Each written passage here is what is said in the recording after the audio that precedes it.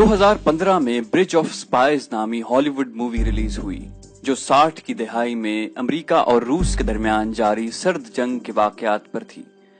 इस फिल्म में दिखाया गया है कि अमेरिकी CIA न्यूयॉर्क में एक निहायत प्रोफेशनल रूसी जासूस को गिरफ्तार कर लेते हैं, जो ये तो तस्लीम कर लेता है कि वो जासूस है, लेकिन इसके आगे कुछ नहीं बताता। फिल्म का मरकजी किरदार टॉम हैंक्स नामी मशहूर अदाकार ने प्ले किया है, जिसमें वो उस जासूस का वकील बनकर पहले उसे मौत की सजा से बचाता है और फिर रूस के साथ एक डील करके उनकी कैद में एक अमेरिकी पायलट की रिहाई के बदले इस रूसी जासूस को रिहा करवाता है। फिल्म में दिखाया जाता है कि कैसे पूरी अमेरिकी आवाम इस रूसी जासूस के खिलाफ होती है और मुतालिबा करती है कि उसे बरकी कुर्सी पर बिठा दिया जाए। एक मौके पर आर्ग्यूमेंट करते हुए टॉम हैंक्स अमेरिकी हुकाम से कहता है कि वो रूसी जासूस एक प्रोफेशनल शख्स है जो अपनी ड्यूटी सरअंजाम दे रहा था और ये उसे इज्जत देने के लिए काफी है। अगर आपका कोई जासूस रूस के हाथ आ जाता तो क्या आप नहीं चाहेंगे कि उसके साथ भी अच्छा बर्ताव किया जाए। दोस्तों, इससे पहले कि हम आगे बढ़ें, आपसे गुजारिश है कि अगर अभी तक आपने हमारे चैनल को सब्सक्राइब नहीं किया तो इसे सब्सक्राइब कीजिए और बेल आइकन पर क्लिक कीजिए ताकि आपको तमाम वीडियोस बिला ताखिर मिलती रहें।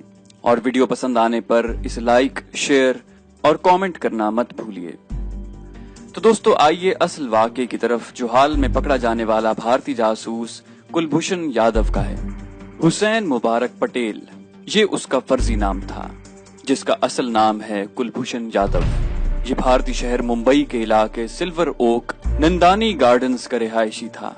पिछले 25 वर्षों से भारतीय सिक्योरिटी और इंटेलिजेंस इदारों में काम करता रहा। इसने 1991 में भारतीय नेवी में मुलाजिमत इख्तियार की।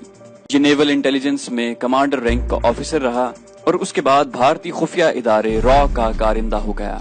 ये ईरान की बंदरगाह चाबहार पर काम करता रहा। ये ईरानियन वीजे पर अफगानिस्तान में दाखिल हुआ और अफगानिस्तान के रास्ते पाकिस्तान में।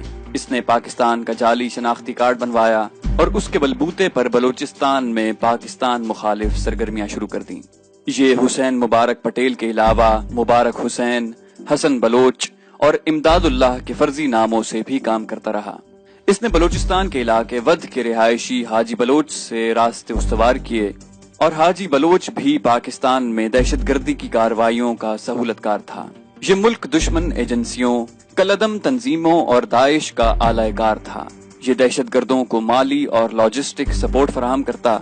सानेहा सफूरा में बस पर होने वाली फायरिंग से 45 अफराद के कातिल भी इसी हाजी बलोच से राब्ते में थे और ये कुलभूषण यादव भी दहशतगर्दी की कार्रवाइयों के लिए इसी हाजी बलोच से मदद लेता रहा। इसका असल टारगेट इक्तसादी राहदारी को नाकाम बनाना था। इसके लिए ये पाकिस्तान में दहशतगर्दी की मंसूबाबंदी करता था। मकामी लोगों को खरीद कर उन्हें इस्तेमाल करके भारतीय अजाइम की राह हमवार करता रहा। इसी तरह कराची में कत्ल गारतगरी और फसादात फैलाने के लिए भी सरगर्म था। कुलभूषण ने पाकिस्तान में अपनी बाकायदा सरगर्मियों का आगाज 2002 में किया। इंडियन पार्लियामेंट पर हुए अटैक के बाद जब दोनों ममालिक की फौजें आमने सामने आ चुकी थीं, उन दिनों कुलभूषण ने एक छोटे मुसलमान ताजिर के भेस में पाकिस्तान में कदम रखा, जिसके पास ईरान में जारी कारोबार की दस्तावेजात मौजूद थीं। ये वो वक्त था जब मुशर्रफ अपनी बका की जंग लड़ रहा था और उसकी सारी तवज्जो अफगान वॉर और अमरीकी कोऑर्डिनेशन पर लगी हुई थी। उन दिनों सैकड़ों भारतीय जासूस पाकिस्तान में दाखिल हुए और मुख्तलिफ शहरों में कार्रवाइयों में लग गए। कुलभूषण के पास सबसे अहम टास्क था। बतौर इंडियन नेवी ऑफिसर ये बंदरगाहों की दिफाई और माशी अहमियत से वाकिफ था। चुनाचे इसे गवादर, पसनी और कराची की बंदरगाहों वाले इलाकों की कमान सौंपी गई। कुलभूषण जेम्स बॉन्ड टाइप के मार धाड़ करने वाला जासूस नहीं था, बल्कि ये एक स्ट्रेटेजिस्ट और मंसूबा साज था। कुलभूषण ने बलोचिस्तान के नाराज अनासिर से राब्ता उस्तवार करना शुरू किया और उन्हें मुख्तलिफ जराए से माली और असलहे की सूरत में इमदाद फराहम करना शुरू किया। कुलभूषण हर दूसरे महीने ईरान जाया करता था, जहां वो अपने मिशन का स्टेटस अपडेट करता और नए अहकामात वसूल करता। 2006 में कुलभूषण हमारी एजेंसियों की नजर में आ चुका था। जब उन्हें उसकी सरगर्मियों का पता चला तो फौरी रद्दे अमल के तौर पर मुतल्लिका हुकाम की रातों की नींद उड़ गई। फिर आहिस्ता आहिस्ता तफसीलात इकट्ठी करना शुरू की। एक एक करके कुलभूषण के सहूलतकारों पर नजर रखना शुरू किया। پھر آہستہ آہستہ ناراض بلوچ طلبہ گروپس میں اپنے بندے شامل کر کے کلبھوشن کے ساتھ رابطے میں لائے گئے۔ اس کام میں کم و بیش 2 سال لگ گئے۔ 2008 تک کلبھوشن کافی حد تک مطمئن ہو چکا تھا اور اسے لگا کہ وہ اپنے مشن میں کامیابی حاصل کر رہا ہے۔ کلبھوشن کی تفصیلات بارڈر سیکورٹی فورسز کے پاس آ چکی تھیں، لیکن انہیں ہدایات تھیں کہ وہ اس کی آمد و رفت میں کوئی تعطل نہ ڈالیں۔ 2010 تک کلبھوشن کے زیادہ تر کانٹیکٹ پرسنز ہماری ایجنسیوں کے خفیہ لوگ ہی تھے، جو اسے غلط سلط معلومات فراہم کر کے اس کا اعتماد حاصل کر چکے تھے۔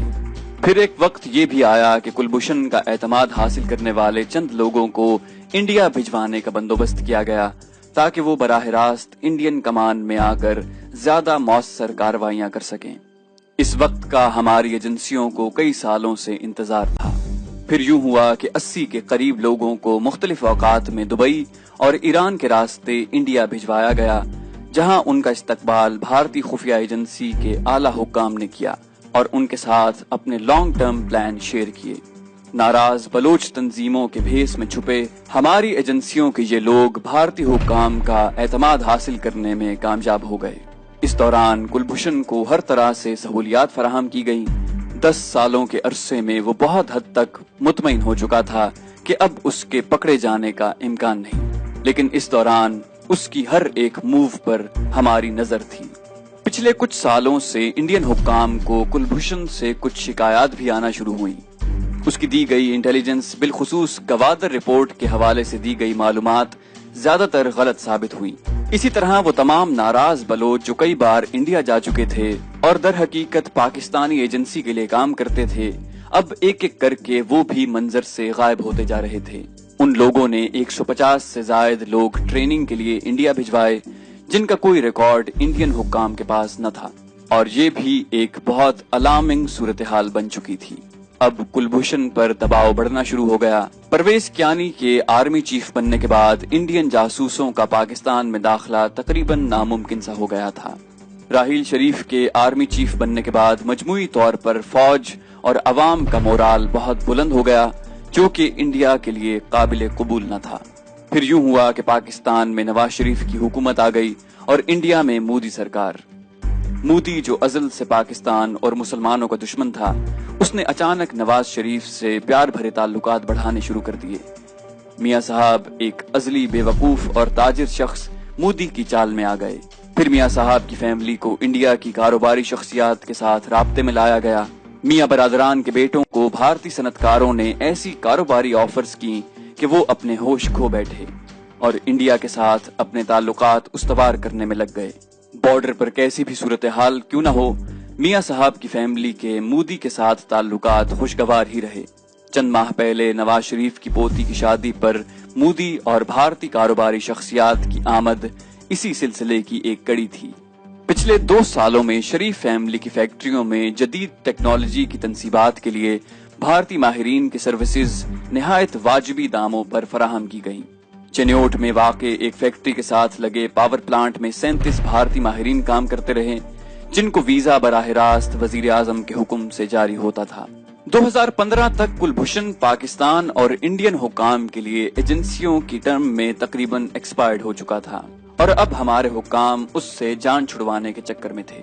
مبارک حسین پٹیل یا کلبھوشن یادو کو پاکستان کی خفیہ ایجنسیوں نے 3 مارچ 2016 کو بلوچستان کے علاقے ماشکیل سے گرفتار کیا، اور اس کے بعد انکشافات کا ایک نہ رکنے والا سلسلہ شروع ہو گیا۔ کلبھوشن یادو کے مطابق وہ انڈین نیوی کا حاضر سروس آفیسر ہے۔ دوران تفتیش اس نے بلوچستان اور کراچی میں دہشت گردی کی وارداتیں کرنے کا اعتراف کیا۔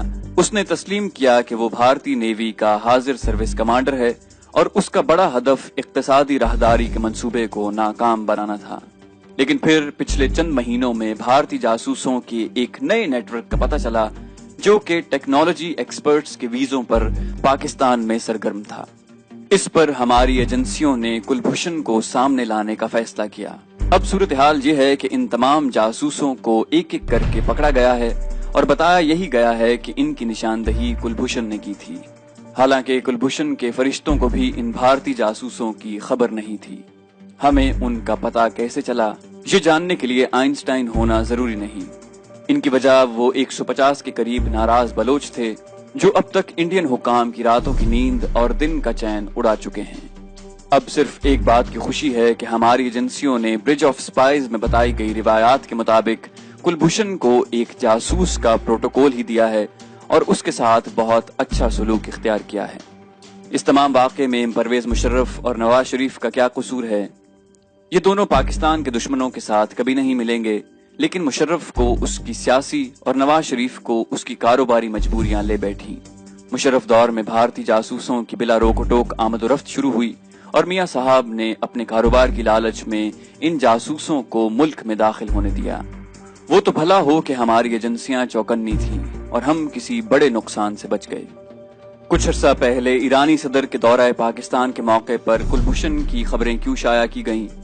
अब इंडिया के साथ साथ ईरान के भी पेच कसने का वक्त आ गया है और ईरान किसी खुशफहमी में न रहे। पाकिस्तान कोई खलीजी रियासत नहीं जिसे वो अपने घर की भेड़ समझ ले। हम वक्त पड़ने पर शेर और उकाब से ज्यादा सुर्रत और ताकत के साथ शिकार करने की सलाहियत रखते हैं।